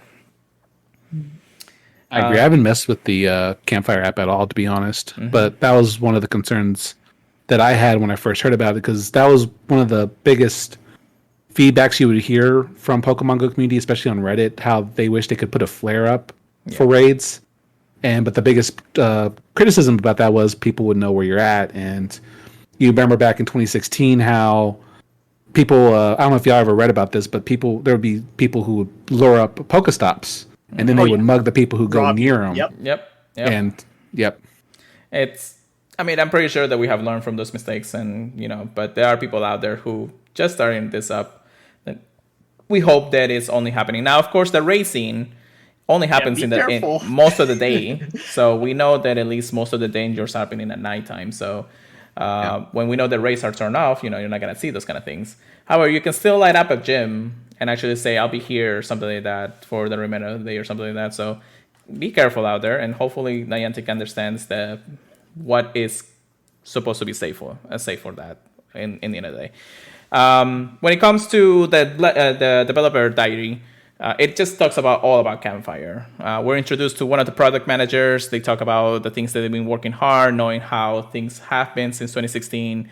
What is it that they want to experience? Campfire is just trying to move our community, like from places like Discord or Facebook, to their community, so that way they can keep everything in one place instead of having to move to third-party apps and things like that to coordinate. I don't think that's going to change how we do things these days, but it's nice to know that at least you can communicate with friends who didn't have that chance to talk to you before.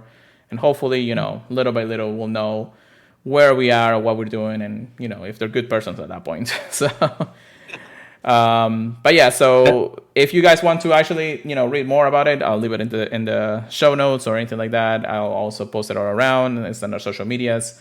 Just read about it. Now, were you guys expecting a little bit of difference to the Dev Diary this month? Because I know we only get it every quarter at this point. Do you think that this is actually a good developer diary, or was it something that at the end of the day wasn't something that it should? Like, I feel like it why have us know about Campfire or introduce this or talk about this about Pokemon Go when it's not really about Pokemon Go? I don't think it's a bad thing. Campfire is something we've definitely been waiting for, like that kind of implementation. How many third-party apps do we have for tracking raids and everything? But it does feel like it's not that much information. It's almost like they're saying, "Hey, look over here," not at us, in a way. But yeah, I definitely think it is a good change. It just needs some fixing, I'd say, before they roll it out for everybody. What about you, David? Yeah, because I was surprised when I read about it, because I was like, really, we're going to talk about? I don't mind Campfire because it's something that's interesting, but I was like, what Triggers was saying in regards to just how I was expecting more of how the changes they did make with GBL, because GBL was unranked or not shut down, but for 4 or 5 months, and I was just wanting more information on what had changed between then and now, and stuff like that. That's kind of the thing that threw me off. Like, I don't mind this update in regards to Campfire. I think it's something that we've been needing for a long time. Yeah. Well, we'll see. I was hoping more of like what changes Pokemon Go will be implementing in the next few months, or in the last, technically, this is the third or fourth Dev Diary that we have. Out of all of those, we basically only had like one that really shows us what their promises are for the future and things like that. I think that was the first one, right? Yeah, like a New Year's resolution. Yeah, basically. The second one was even more barren than this one. Yeah, if I remember correctly. And then the one for Community Day and things like that. I was just like, okay, yeah, we know all of this. We understand. Yeah. But yeah, so it is what it is. Campfire, it seems to be in tracks to be something good for the players, and hope to actually implement that sense of community back again and play, and people actually show up and race and things like that. If this is actually what they're thinking of to give us a chance to meet up with the community once again, then we know that at least remote raiding is going to take a downhill from that point. At least developer-wise, So, yeah, I agree. And especially because I was talking to the Ingress agents in our community in regards to how their chat works, because I figured it'd be kind of something similar. Yeah. And they say that usually some people still stick to their own because it's not as chaotic. Right. And that's kind of what I'm curious is how organized is this going to be to coordinate raids? Like if it's just rapid fire and people are going different directions, then it's going to be a mess. Not a mess, but it's going to be more difficult to coordinate raids. While Definitely uncoordinated. Yeah. I think that might be how the community splits off to where people prefer more coordination. Organization will go to their own respective, social messengers, whether it be Discord, Telegram, whatever. And people who just want to just raid or whatever's nearby, they'll go to the campfire. Yeah. Yeah. Definitely.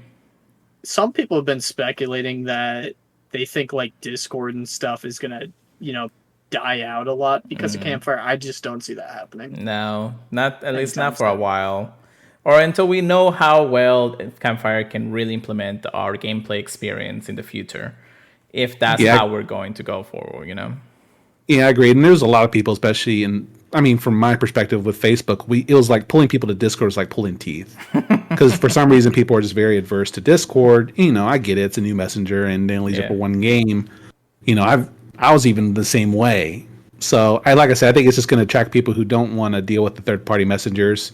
Hopefully move people who are on the horrible GroupMe app to there, because I hate GroupMe out of all of them. I never heard about it, so. GroupMe, it's like an instant messenger. There was one group that had up to 2,000, and it was just chaotic because everybody was messaging, but it always crashes on you. Yeah, no. I'm sure that we'll see. And I feel like this is also helping, places like the Silk Road and things like that, or even the Silk Road itself can actually, help with this kind of way of knowing how the Campfire will really work. But again, it's speculations at this point. We'll see how it goes. Hope that they really do those changes to Campfire, and we'll see it grow as a good way to really communicate and coordinate either raids or anything else that you want to do. There's a lot of features that are still not there, and there are other features in the depth diary that they talked about, which, in the end of the day, I see it happening. I just need to know how it's being implemented. So, but yeah, that's basically it.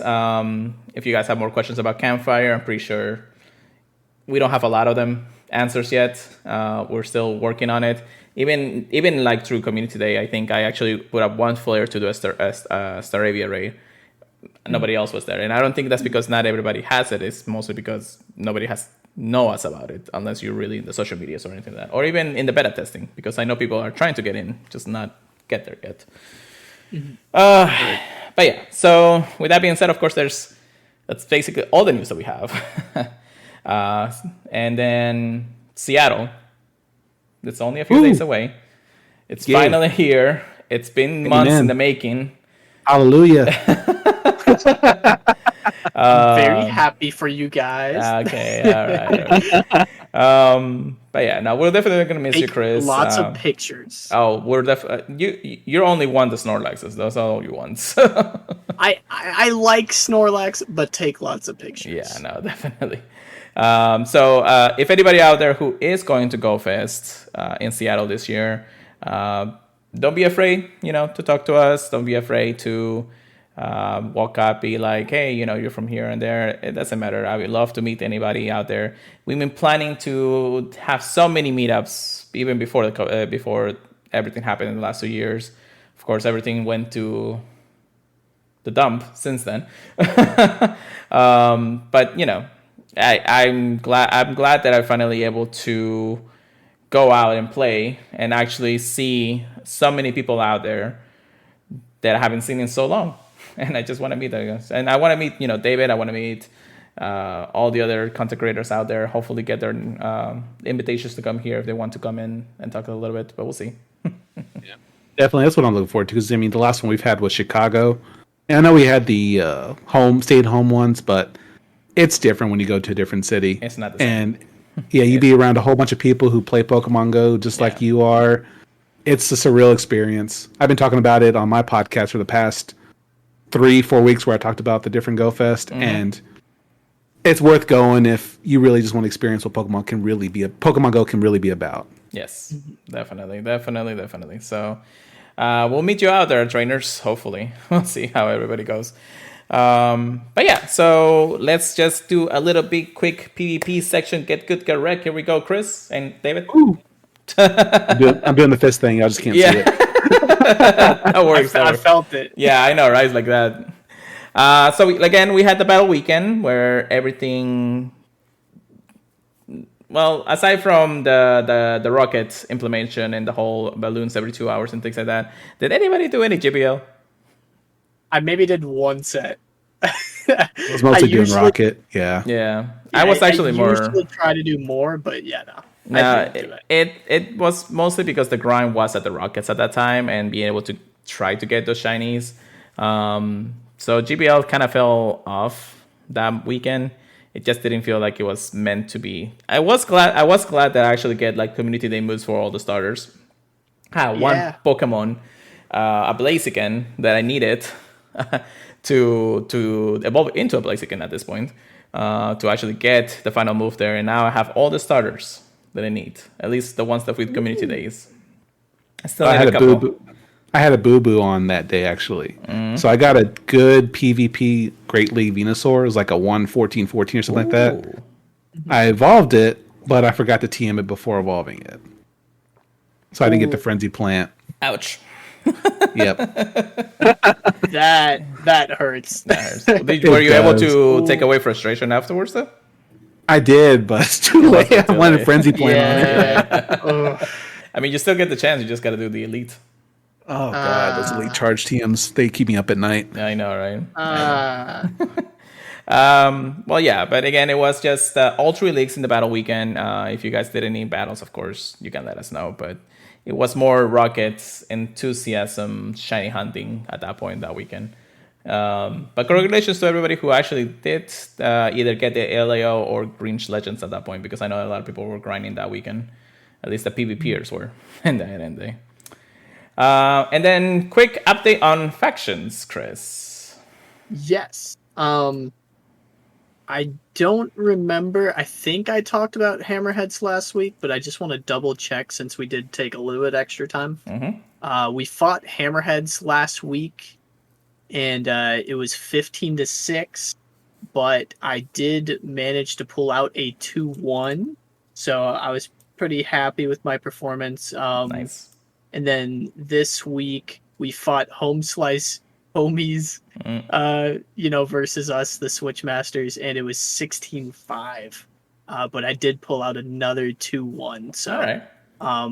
I'd say my biggest goal for next season, which I believe starts in a little bit over a month. We almost have like 5 weeks off. My biggest goal is to get a few sweeps under my belt, because there's a few of my team members that were known for, getting sweeps. Adonis and our Master League specialist Loudmouth were pretty well known for getting sweeps pretty regularly. So I'd like to do that. I will say a quick round of applause in a way to the Hammerheads who beat us last week. They actually got promoted to gold tier, I believe, because this was silver tier. And I think we are going to silver tier, or we're going to bronze tier, but we're going to try to climb back up to silver tier. I don't think it will be an issue. I think we'll be able to climb up to silver, hopefully. We'll see. But yeah, we'll see. It was an interesting season for you guys. You had some good battles, and then you went a little bit downhill on that, but. It was rough, but so many, like I told you, so many of the weeks were losing by 1 point. Yeah, that's how close it can come. Yeah, definitely something to say. David, have you ever actually done any Silt-based battles, or Silt Arena-based battles, or just GBL? I did Sylph Road the first season and a half, and then I haven't participated ever since. Yeah. So that was my first experience with GBL. Yeah. When COVID started, I know Soph definitely was kind of rough to do, pretty much. Oh yeah, definitely. I feel Chris and I, we really did meet through the wholesale arena implementation of PvP basically, because we wanted to go and meet out and do tournaments. We were hosting tournaments like every month wherever they can. I'm sure I know that Silt arena, it's way bigger now than it used to be. I kind of took a step away from that when GBL came around, and of course COVID became a thing, and then that was just like a defining factor for me for a while. Yep. But I still, look into it. I think the experience from it actually stay with me because I can do battles and actually still think rationally, even if it's just GBL or things like that. But whatever the case would be, of course, I would love to come back once I feel like I'm good and ready after so many months of so many years of just staying through those. But yeah, just because I want to get a little more out there when it comes down to it. Yeah, that's my biggest struggle too, because I tried playing again, and I had all the season 1 meta stuff, and the meta's changed, evolved when I try to get back into it. So I got you got to power up stuff, get 3 moves, and I don't even want to talk about Ultra League. Master League's really out of my range right now, but yeah, I mean I enjoy PvP. It's just I try to focus on one thing and then transition to the next. Yeah. So eventually I'll return to Sofa Road and everything else, but for now, yeah. Yeah, no, definitely. It was fun watching the Indiana. I watched the Indianapolis not World Series. Is it the World Series or the Gold Series? It's the championship series. This was the international Indianapolis, I think. Yeah, I watched that, and that was just so much fun to watch. Definitely. Like I really wanted to play. Yeah. I think they've been doing a great job of letting people see Pokemon Go in a competitive scene. Yeah. Because even when it was at Worlds before, it was like a few battles and it was over. That's what it felt like.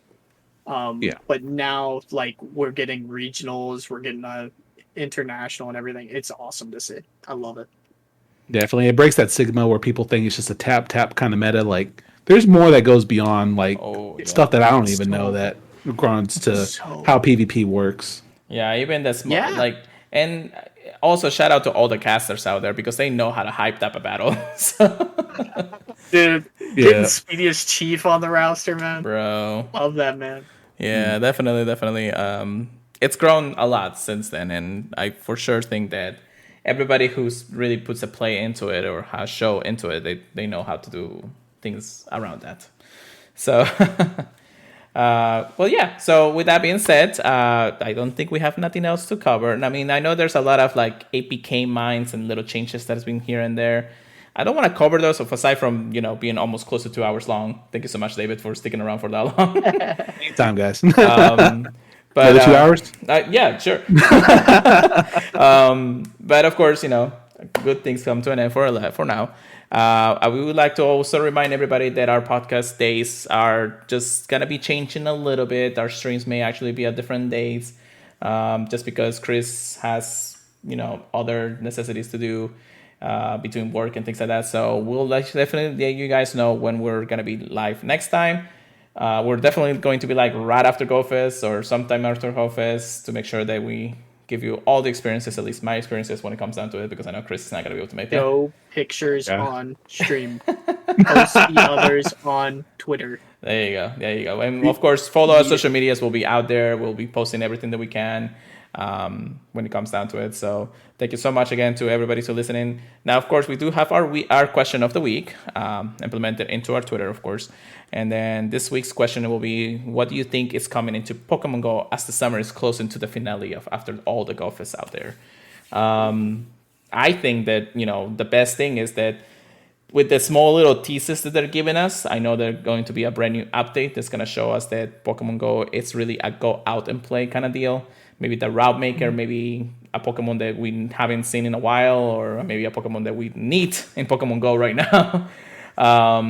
Ultra Beast, I know there's been a lot of that too. Oh my goodness. But yeah, I want to hear your thoughts of what's happening. I know we're still technically another month and a half away from the actual summer ending. But I want to see your speculations at this point, and maybe we'll revisit this question in the future. Chris, what is your thoughts on the finale of Go Fests? It's really tough on what I think they're going to do. like there's so many things, but I think they're just trying to get a whole cohesive story with the Ultra Beast right now. Yeah. So I really liked your theory of it, like kind of ending with us fighting like Necrozma to get Professor Willow back. But I know Ooh. whatever it is, we're gonna see Willow back. Yeah, no, Yeah. definitely. So Can I hear want this theory to real see quick? how I'm they sorry. do that. Oh, Can I yeah, hear this theory real quick? Yeah. So We what were- basically during Com Day we were actually talking about this, and that's the reason why I actually got this question in mind. Is that just like Rick has mentioned, Willow is technically stuck in the Ultra wormhole, and if you Yeah. play through the Ultra series, if you know something of that story, is the similar to what happened in the story is that to be able to rescue whoever's trapped there, we gotta fight one of the Ultra Beasts there. Now Necrozma is technically the legendary of the Ultra Beast, the one that you actually want to do. So Necrozma, we think the Necrozma may be the final boss of the summer for that reason. Ooh, that's a good one. Yeah. Either that or we'd have to fight, you know, all of the Ultra Beasts somehow. But I mean, they're gonna Oh definitely my come gosh, back in I don't raids know. with time, but I feel like things Yeah. like Necrozma, which is technically like a semi-mythical, but that's because it's categorized as something that you only catch unless you do something special. yeah, he's one of the weirdest ones because like you'd think he'd be an Ultra Beast, but they're like, nah, he's legendary. Yeah. I'm like, okay, whatever you Yeah. say. That's where it I'll just just gets catch so blurry with the Pokemon franchise with the Ultra Beasts and everything Yeah. in their lore. Because they're not. You could make an argument they're not even legendaries, and that's just mind blowing. Has its own It's category, yeah. it's actually hilarious. Joe Merrick put out a tweet. I think the beginning of this year. He's like, just letting you guys know, Ultra Beasts are legendaries. Oh my or gosh! something. I thought it was hilarious. I think in the was code like- is still categorized as a legendary, but they're like implemented as I was like, category you guys Ultra fight Beast or something. however you want. Yeah. Well, because I remember I covered this actually in my podcast to where I went over the Ultra Beasts, and in their own world, they're common Pokemon. They're like the Pidgeys and Caterpies of their own world, but for us, they're legendaries or whatever you Yeah. want to call them. Yeah. Yeah, And there's swarms.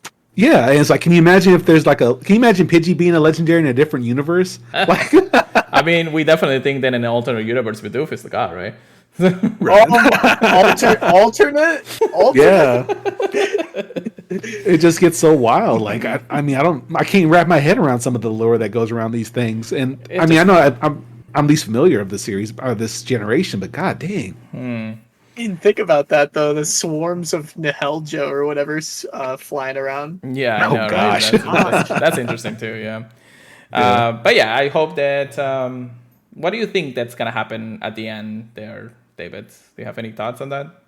Ooh, so we're talking a month and a half away. Something like that. But I mean, at the end of GoFest is technically after Sapporo, and the After August finale, I think.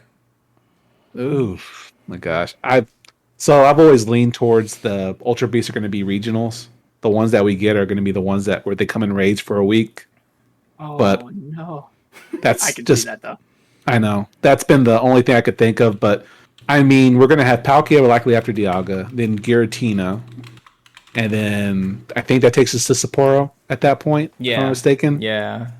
Well, Giratina and So- I'm sorry, Giratina and Cresselia. Darker and Cresselia, they're basically in every single GoFest so far, but we have the one chance to catch our Ultra Beast during GoFest. Right, and that's what I'm saying. Like, eventually, it's going to be released to everybody else. But I think that the reason, because I mean, we all only get our specific region. I think they did that on purpose, but I don't know. That's just I could be convinced otherwise on that one. I'm not too Definitely. strong on that one. Do But you I think have- that the Sorry. Do you have any like not just predictions but speculations of what you want as a finale of GoFest? what I want as finale is GoFest. I would like to see this storyline be completed because it's very interesting. I feel like they're picking these legendaries for a reason, and I think they're all going to tie together to how we see Professor Willow. I will say something that Pure Letter also pointed out is we got, Moltres, Zapdos, Articuno, and now we're getting Dialga and, most likely Palkia. Yeah. And both of those have regional forms, with the Galarian birds and also the Arceus like primal forms. Mhm. So I am very interested in that. Yeah, that'd be kind of cool to see.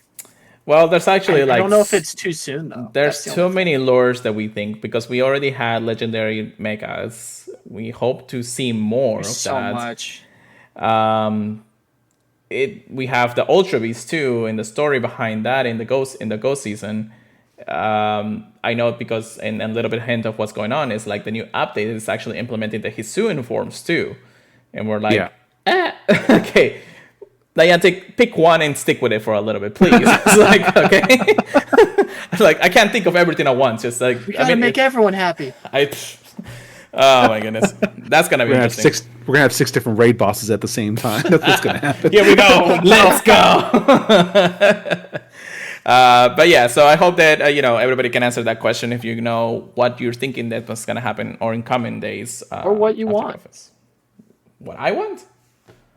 Yeah, or what you want, what you think is gonna happen, or what you'd like to see. I'd Basically, say. yeah, basically. So, but yeah, I hope that again everybody can answer that question. We'll have it on our Twitter feed, at Purified Podcasts. So let us know there. With that being said, anything else you want to add, Chris or David?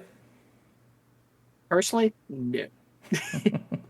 Well, I just want to thank y'all for letting me come on the podcast. It's been a lot of fun talking about Pokemon Go, and I look forward to meeting Lewis in Seattle, and someday I'll eventually meet Chris, and I'm just excited. Like I said, if you ever want to hit Florida, let me know. Yeah, Dude, we'll show you the good spots. I mean, the closest I've been to Florida was on the border of Alabama. I've never gone that deep into Florida yet, so I definitely would be down Protect you from the someday. alligators. Yeah, no worries. We'll show you Well, I did all have the to go good to- loves and everything, all the grind spots and all the gym takeovers, I guess. Definitely. But yes, David, thank you so much for joining us. We really do appreciate it. Even through almost the 2 hours worth of podcasting that we have, I'm pretty sure that our viewers are going to be either interested or going to die in the half of the way park. Hopefully, it's on the 2 former times than the speed. latter. Right, definitely. I feel sorry for the one who has to edit this.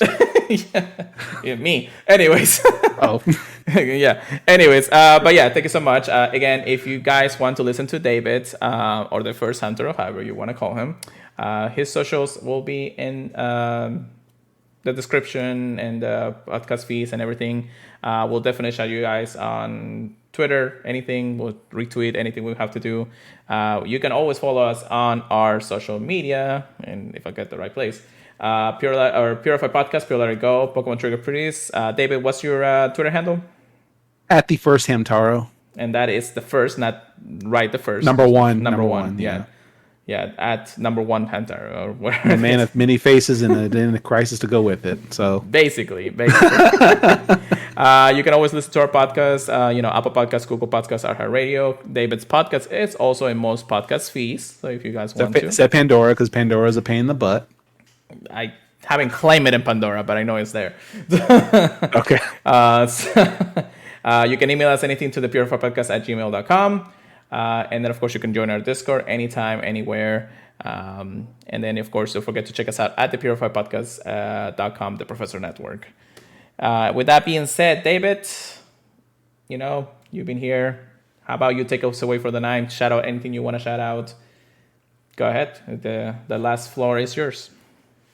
Special shout out to my Basenji dog. I'm going to be missing him for a week. He's been my support every time I record my podcast. I'm looking forward to seeing everybody in Seattle. For those who are maybe newcomers, enjoy the experience. That's the best thing I can stress about because it's nothing like it. I've always said, don't go for the gameplay, go for the experience, and you won't regret it. Definitely. Well, thank you so much, David, once again for joining us. Chris, I definitely will see you next time. Sounds like a breakup, dude.